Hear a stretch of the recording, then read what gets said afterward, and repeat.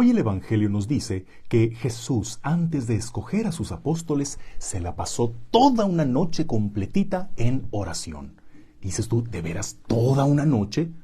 Eso, pues para el católico promedio, pues es mucho decir. ¿Qué digo toda una noche? 2 horas, 1 hora, media hora.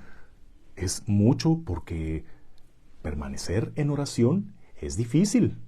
Es como aquellos que dicen que nadan 1 hora diaria. Bueno, una cosa es nadar propiamente y otra cosa es estarte en la alberca ahí. Hay quienes, pues sí, pues hacen como que están en oración porque están en una iglesia o porque están de rodillas o con un rosario en la mano, pero puede que su mente vaya zumbando como abejita de distracción en distracción y sea un tiempo en que te ganen las ansias de decir, ay, pues ya, ¿verdad? Pues ya con eso es suficiente, pues ya me voy, tengo otras cosas que hacer, o tengo que checar los mensajes, o me están hablando. Y la oración es algo tan difícil de permanecer, sobre todo tiempos prolongados, y que siga siendo oración de calidad. La oración es de esas cosas en las que más lento pasa el tiempo. 2 horas se nos pasan como nada viendo una película, en una fiesta. Estudios dicen que pasamos unas 5 horas diarias frente a la pantalla del celular y ni lo sentimos.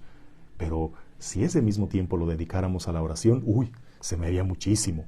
Alguien que dure 2 horas de oración al día, ese ya es una verdadera cucaracha de templo. Pero, ¿qué no estamos llamados a vivir en esa unión con el Señor? Pues la oración es un combate. Así lo describe el Catecismo de la Iglesia Católica, que dedica todo un artículo, un capítulo, a llamarle así, el combate de la oración. Pero, ¿por qué combate? Pues porque la oración es primero una gracia, pero es también una respuesta personal, una respuesta que implica un esfuerzo. ¿Y el combate contra quién o contra qué? El combate es contra uno mismo y sus propios obstáculos, y contra el maligno que busca jalar nuestra alma para que le pertenezcamos a Él y no al Señor. Y en este combate, qué fácil es darse por vencido cuando no tenemos el motivo para seguir luchando. ¿Contra qué cosas tenemos que combatir? Bueno, nos dice el Catecismo que enfrentemos primero los conceptos erróneos sobre la oración, de creer que consiste en una técnica de meditación que ayude a tener un vacío mental y un estado de relajación. Eso ayuda a la oración, es la condición más favorable para la oración, pero no es eso la oración. Tampoco es la repetición mecánica de fórmulas que repites como perico y ya por eso asumes que hiciste oración. Tampoco se puede que busques la oración como una evasión a la realidad, como una manera de matar el tiempo y estar refugiado para no tener que estar en cierto lugar o no tener que trabajar, ni comprometerte, ni convivir con ciertas personas. Ahí tampoco hay una verdadera oración. Y obstáculos que encontramos a la oración, por supuesto que la loca de la casa, las distracciones que hacen que estemos de cuerpo presente, pero nuestra mente divagando en los pensamientos a veces más bobos o quizá en serias preocupaciones.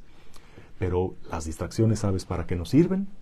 Para descubrir a qué está apegado nuestro corazón. Y el combate consiste precisamente en decidirnos a quién vamos a servir. No podemos servir a 2 señores. Descubrimos a quién queremos pertenecerle, pero las distracciones nos indican a quién pertenece el corazón en realidad.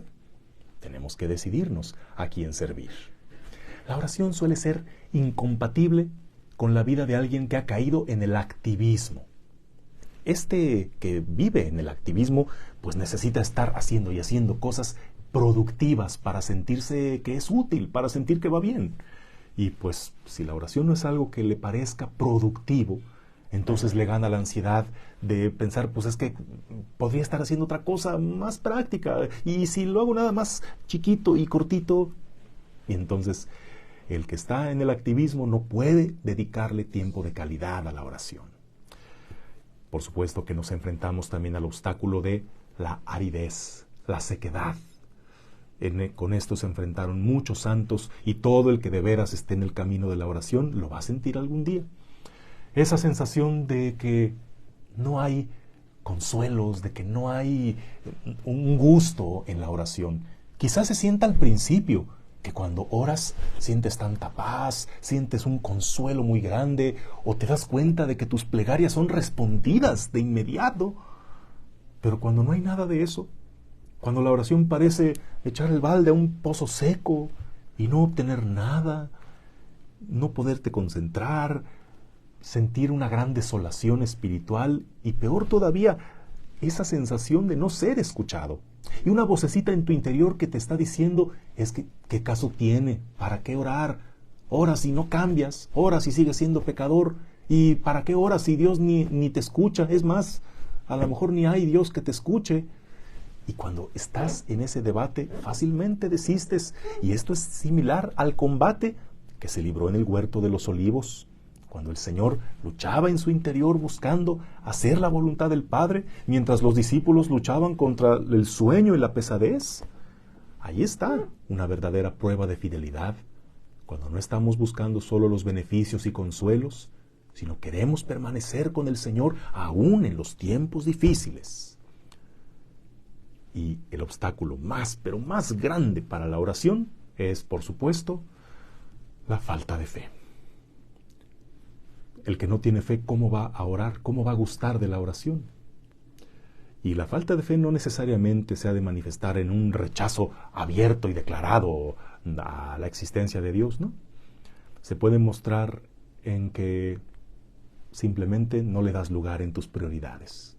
Aunque de palabra digas que crees, pero si a Dios no le das un lugar importante, si lo dejas para el último, si la oración es en tu lista de prioridades la última y la más sacrificable, pues simplemente estás manifestando en qué lugar pones a Dios, y eso es un reflejo de tu fe, es una prueba auténtica de la fe que tienes.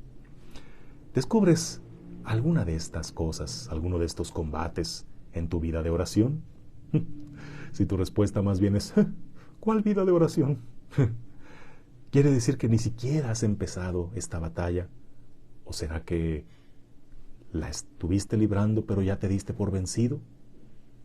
Cuando se te presentaron estos obstáculos, ¿abandonaste?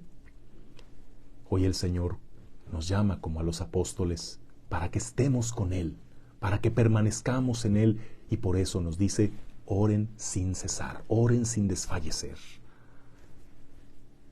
No te pido que pases toda una noche en oración, te pido que le dediques un momento constante, sustancioso, tal vez que no sea mucho, pero que sea constante, hasta que la oración llegue a convertirse en esa necesidad vital, en esa respiración de tu alma, donde tú sientes que necesitas tanto de Dios y no puedes soltarte de Él, porque Él ya no te suelta a ti. Que tengas un bendecido día, en el nombre del Padre, y del Hijo, y del Espíritu Santo. Amén.